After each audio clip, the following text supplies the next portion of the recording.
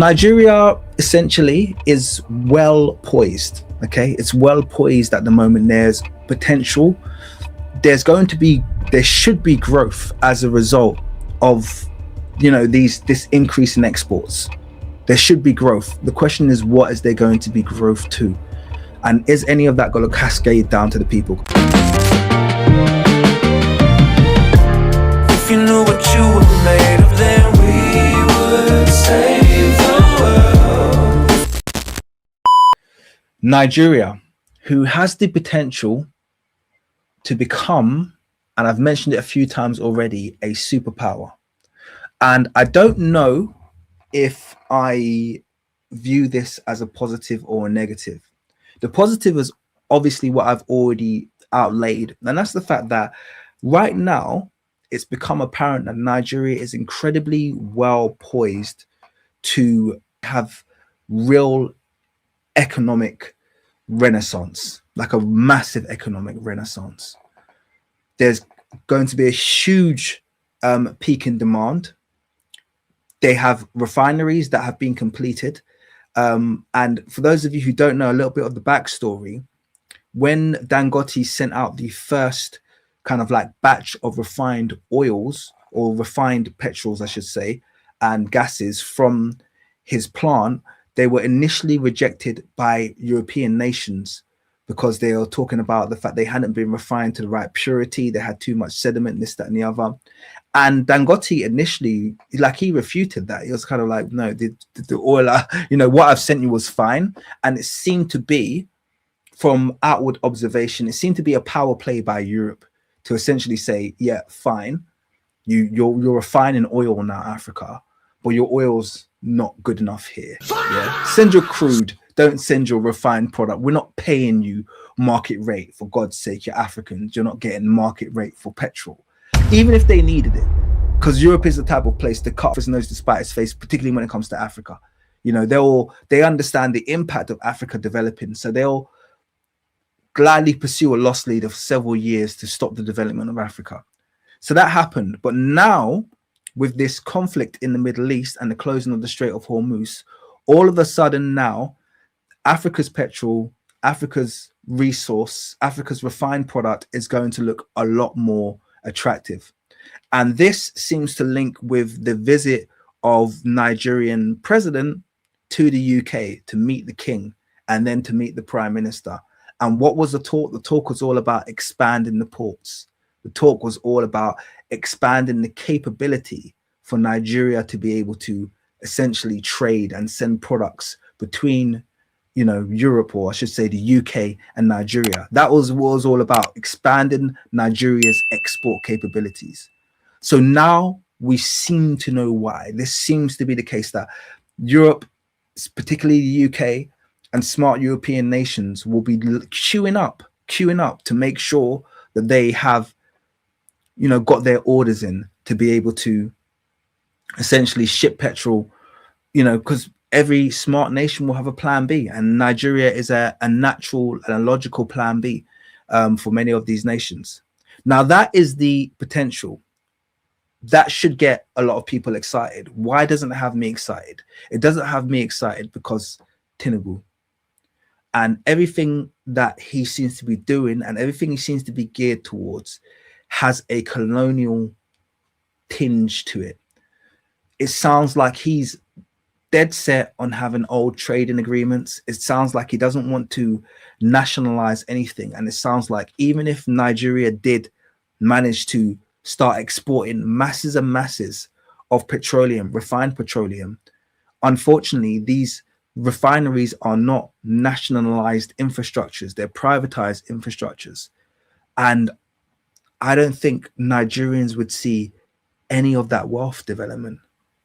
I think the only development that Nigerians would see is infrastructure in and around the refineries to make the exporting process to either other African nations or to Europe easier. But in terms of the internal infrastructure of Nigeria, I don't think that's going to change much. I don't think this is providing the incentive. And that's the sad thing, because if this was any other nation who was poised the way that Nigeria is poised at the moment, they would develop their nation into a Dubai.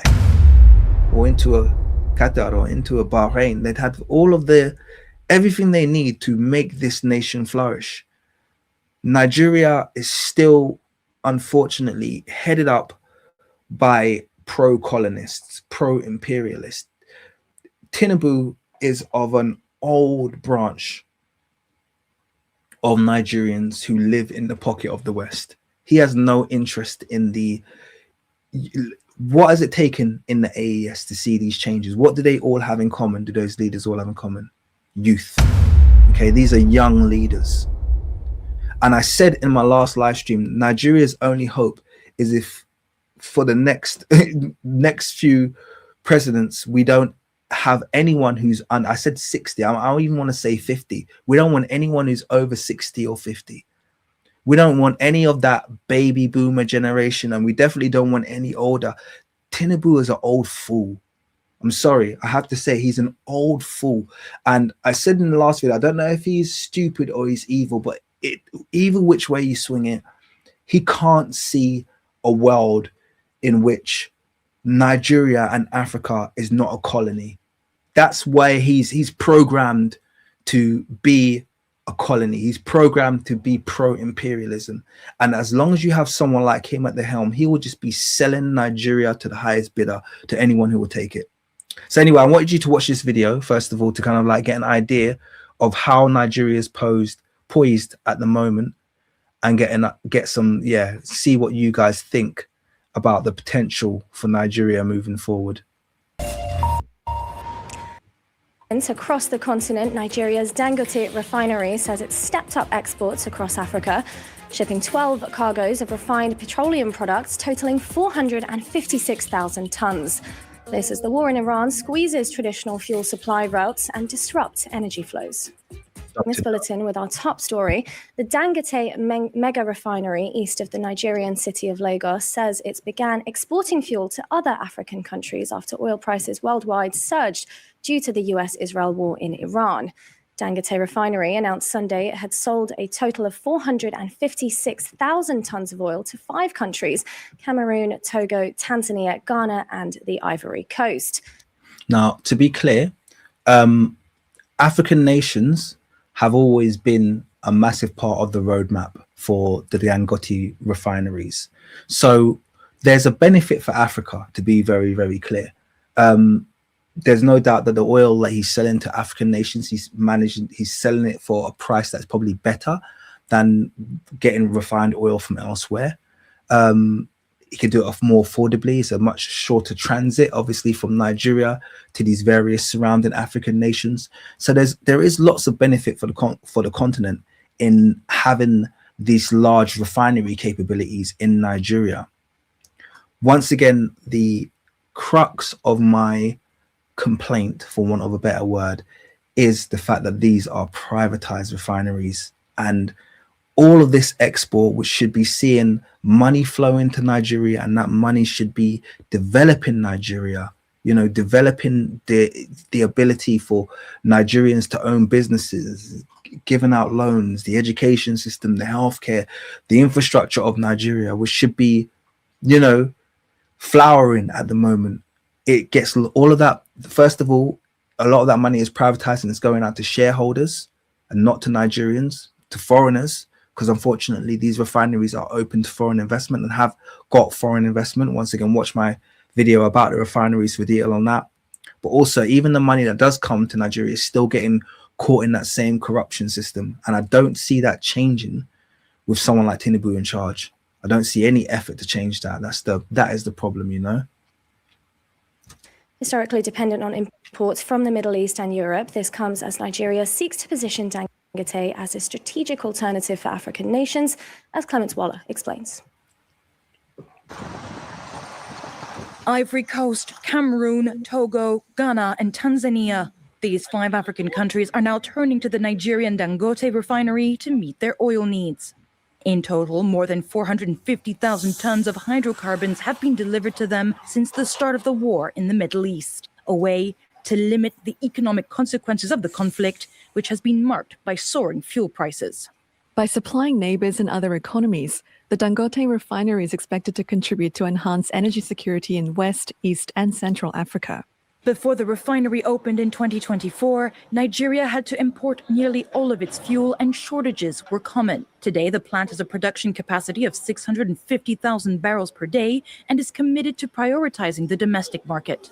This initiative is part of the And also, that's great news about the fact that Nigeria doesn't import oil. The problem is that Nigerians haven't seen a massive reduction in the price. All other nations that refine their own petrol, yeah, the price is, it's great. Like I used to live in Qatar. I think when I was living there, it was 5 pence a liter. 5 pence a liter. It was nothing. It was literally costless. Yeah, it was heavily subsidized because essentially they'll just give it's their own product. Unfortunately, it's not the same. In Nigeria, the petrol, the subsidy was removed. That used to be on the petrol, and so now, but the price hasn't gone down as a result of these refineries. It's still quite expensive. It shouldn't be. Any nation that refines its own oil should that benefit should be passed onto the people immediately. And Nigeria just seems slow to act, man, which is unfortunate.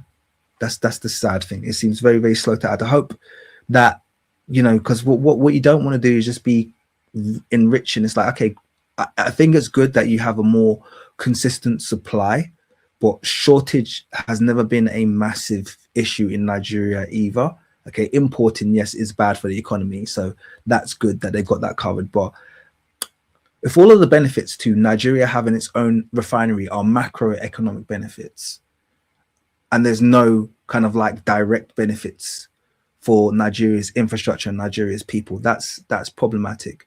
You can't make the entire argument be a macroeconomic one. Oh yeah, well, we'll have better exchange rate and we'll have better this and we'll have better that and the inflation will be this, that, and the other. Okay, well, directly, how are we gonna benefit from these funds? Do you understand? That's the big problem, That's the big problem. And yes, shout out to Mr. Arkebulon. Yes, I know that Nigeria is too insecure right now, and it's not being helped by the president Tinubu, who I've been speaking about. You have to have people of that more revolutionary mindset, which is why we need the younger leaders in Nigeria to go and clean up shop a bit, man. The government's vision to establish Nigeria as a major player in the oil industry. The world consumes about 105, 156 million barrels per day. I don't see that changing that much anytime soon. So we need to work together so that we have enough hydrocarbons available. With the Strait of Hormuz remaining virtually closed, the refinery could also see a surge of European orders, notably for jet fuel. Staying in Nigeria, EU Foreign Commissioner Kaya Kallas met with the country's foreign minister and regional organizations in Abuja.